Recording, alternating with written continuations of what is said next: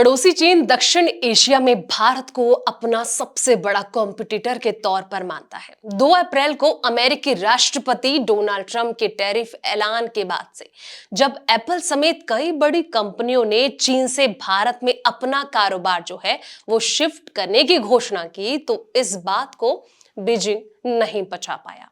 अब एक और ऐसी खबर आई है जो भारतीय इलेक्ट्रिकल व्हीकल कंपनियों के लिए निराशा पैदा कर देने वाली है। चलिए जानते हैं कि आखिर वो क्या खबर है। नमस्कार, मैं हूं संध्या बिष्ट और आप देख रहे हैं द इकोनॉमिक टाइम्स हिंदी।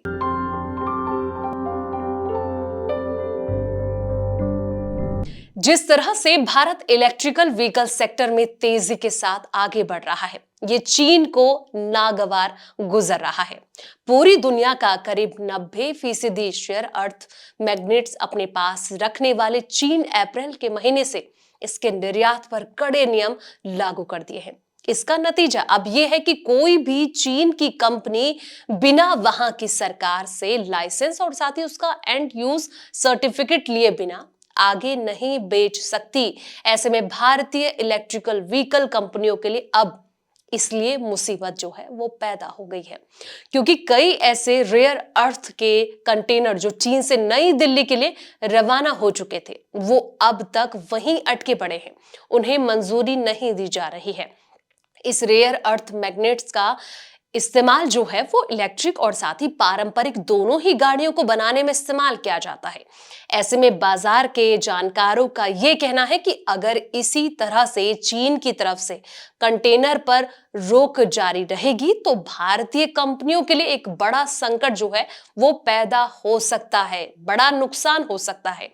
और यह भी कहा जा रहा है कि भारतीय ऑटोमोबाइल कंपनियों के पास रेयर अर्थ का स्टॉक सिर्फ जून तक ही है। भारत ने फाइनेंशियल ईयर 2024 में 460 टन से ज्यादा रेयर अर्थ का चीन से आयात किया था।